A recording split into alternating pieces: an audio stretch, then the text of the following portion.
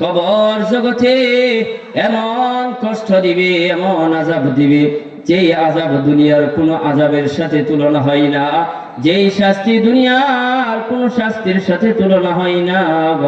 ও ভাই, মৃত্যুবরণ করার পর আমি আপনাকে একদিন, 2 দিন, 3 দিন ছেলে সন্তান নাতিপুতিরা স্মরণ করিবে, কিন্তু যখন বছরের পর বছর পার হয়ে যাবে, আমাকে আপনাকেও কেউ স্মরণ করবে না, না সন্তানাদি স্মরণ করিবে, না আত্মীয় স্বজন স্মরণ করিবে। ও ভাই, দুনিয়াতে যা কামিয়ে গিয়েছি, আল্লাহর হুকুম যা পালন করে গিয়েছি, আমলে সালিহা যা পালন করে গিয়েছি, যা করে গিয়েছি, সেগুলোর উপর নির্ভর করে আমার আপনার স্থানটা হবে। এজন্যই দুনিয়া হলো ক্ষণস্থায়ী, এই দুনিয়াকে মোহাব্বত করে কোনো লাভ নাই। দুনিয়াকে যে যত মোহাব্বতেই করে না কেন, দুনিয়াকে যত ভালোবাসে না কেন, দুনিয়া এমন নিমুখ খারাপ, কাউকে দুনিয়ার মধ্যে থাকতে দিবে না, এই ধরার পৃষ্ঠে, ভূ পৃষ্ঠে কাউকে থাকতে দিবে না। এই জন্যই সময় আছে, এখন আমি আপনাকে আল্লাহ সুবহানাহু ওয়া তাআলার দেওয়া হুকুম অনুযায়ী চলি। ও ভাই, যদি হুকুম অনুযায়ী চলতে পারি, দুনিয়াতেও শান্তি পাবো, আখিরাতেও শান্তি পাবো। এজন্যই আল্লাহ সুবহানাহু ওয়া তাআলা বান্দাদেরকে যেই বিধান বলে দিয়েছেন, সেই বিধানের উপর যদি কেউ পালন করে যায়, সেই হুকুম যদি কেউ যথাযথ পালন করে যায়, আল্লাহ সুবহানাহু ওয়া তাআলা তার জীবদ্দশায় প্রাণ বায়ু বের হওয়ার আগে তাকে কি স্থানটা দিবে? জান্নাত দিবে না জাহান্নাম দিবে? তার মৃত্যুর পর স্থানটা কেমন হবে আল্লাহ চোখের সামনে থেকে তুলে ধরিবেন। যদি কোনো ব্যক্তি জাহান্নামী হয়, মৃত্যুর সময় আল্লাহ সুবহানাহু ওয়া তাআলা ইসরাঈলকে এমন ভয়ঙ্কর অবস্থায় পাঠাইবেন যে তার পা থাকবে জমিনে, মাথা থাকবে আসমানে, তার এক একটা পশম, শরীর পশম বিশাল লম্বা হবে, নখগুলো থাকিবে, যেই নখগুলোর গোড়া দিয়ে আগুনের লোকমা বের হবে, চোখগুলো দিয়ে আগুন বের হবে, শরীরের যে পশমগুলো আছে, সেই পশমগুলোর গোড়া থেকে আগুনের লোকমা বের হবে। দুনিয়াতে থাকতেই তার জাহান্নামের আযাব সহ্য করতে হচ্ছে। এই অবস্থায় আজরাইল তার প্রাণবায়ু বের করে নিবে। আর যদি আমি আপনি জান্নাতি হই, আজরাইল আমার আপনার সামনে এমন সুন্দর অবস্থায় আসবে, হুর গিলমান, যত হুর গিলমান গুলো আছে সবগুলো আপনি আমার অপেক্ষায় থাকবে, আহলান সাহলান জানানোর জন্য, সাদরে গ্রহণ করার জন্য থাকবে। এজন্যই এই দুনিয়াতে যদি আল্লাহর হুকুম পালন করে যেতে পারি, দুনিয়া থেকে আল্লাহ জান্নাতের ভার সুবাস গ্রহণ করে নিবেন। ও ভাই, দুনিয়ার জন্য অনেক কিছু করছি, অনেক কিছু করছি।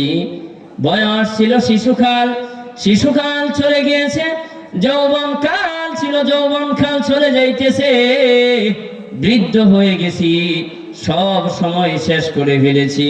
ও ভাই, এখনো সময় আছে, এখনো সময় আছে। মৃত্যুর আগ পর্যন্ত যদি আমি আপনি আল্লাহর দরবারে যদি খাঁটিভাবে তওবা করি, আল্লাহর কুদরতি পায়ে যদি পড়ি, আল্লাহর কাছে ক্ষমা প্রার্থনা করি যে রব,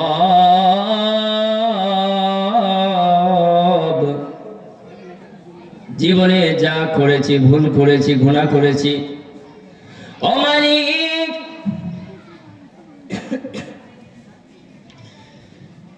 দুনিয়াতে যে হায়াত দিয়েছিলা, ওই হায়াতে তোমার কোনো ইবাদতে করি নাই। মালিক, যৌবন দিয়েছিলা, যৌবনের কারণে গুনাহ করেছি। ও মালিক, শরীরে শক্তি দিয়েছিলা, শক্তির কারণে গুনাহ করেছি। মালিক, অসহায় হয়ে পড়েছি, শরীরে আর শক্তি নাই, জোর পাই না, খাবারও ঠিক মতো খাইতে পারি না। যুবক অবস্থায় সারাদিন সারা রাত্র ঘুমাইতে পারতাম, রাত্রে 2-3 ঘন্টা ঘুমিয়ে আর চোখের মধ্যে ঘুম আসে না। ও মালিক, খবরের সময় হয়ে গিয়েছে,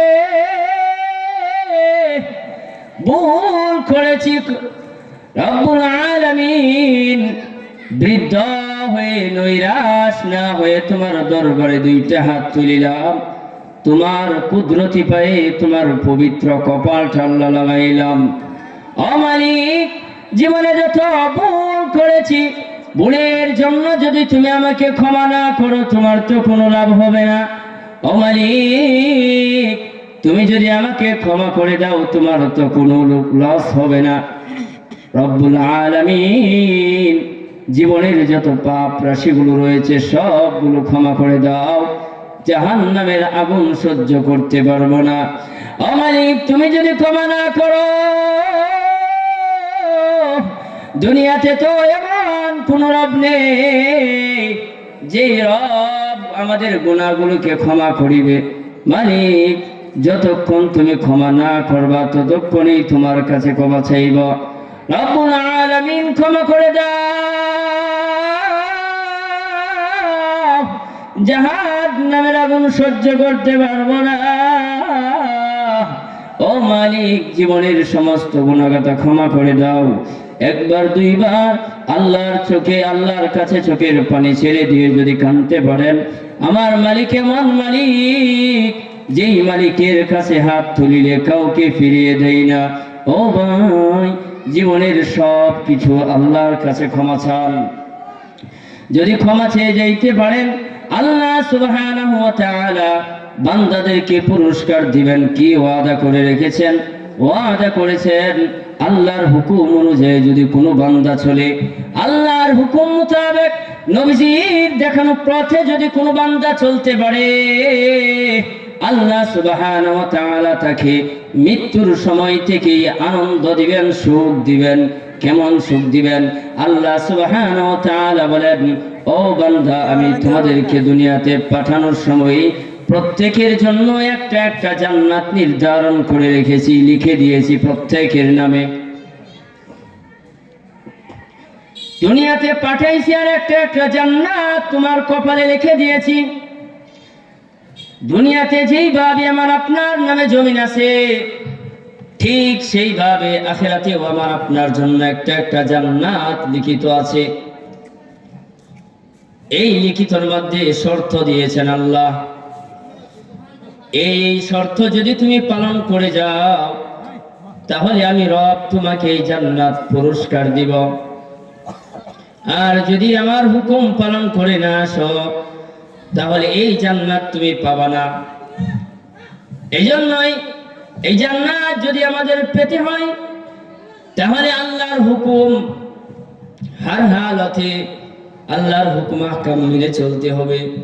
যদি মেনে চলতে পারি, আল্লাহ সুবহানাহু ওয়া তাআলা আপনাকে আমাকে তার যে ওয়াদা অনুযায়ী জান্নাত দেওয়ার কথা, ঠিক সেই জান্নাত আমার আপনার নামে আল্লাহ দিয়ে দিছে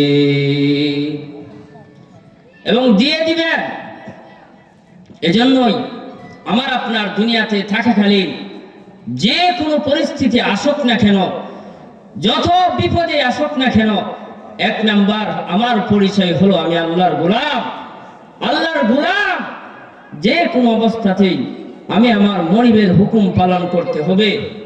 মনিবের যে আদেশগুলো রয়েছে সেই আদেশগুলো পালন করতে হবে। যে নিষেধগুলো রয়েছে সেই নিষেধগুলো আমাদেরকে মানতে হবে। যদি আপনি সুখ সুখে দুঃখে সব সময় যদি আল্লাহকে সবার আগে রাখি, আল্লাহর হুকুমকে যদি সবার আগে রাখি, তাহলে আমার আপনার জীবন সুখময় হবে। শুধু দুনিয়াতেই নয়, আখিরাতেও আল্লাহ আমাকে জীবন ভরা চিরস্থায়ী জীবনী, যেখানে শুরু আছে শেষ নাই, সেই চিরস্থায়ী স্থানটা আপনার আমার জন্য সুখময় হয়ে যাবে। আল্লাহ সুবহানাহু ওয়া তাআলা আপনাকে আমাকে তার হুকুম পালন করে, তার গোলামি করে, তার প্রিয় বান্দা হয়ে এই দুনিয়া থেকে জান্নাতি মানুষ হয়ে বরজগতে, আখিরাতের জগতে, কবরের জগতে যাওয়ার তৌফিক দান করেন। সকলেই বলেন আমিন। আমিন। ওয়া আখিরু দাওয়ানা আনিল হামদুলিল্লাহি রাব্বিল আলামিন। আসসালাম।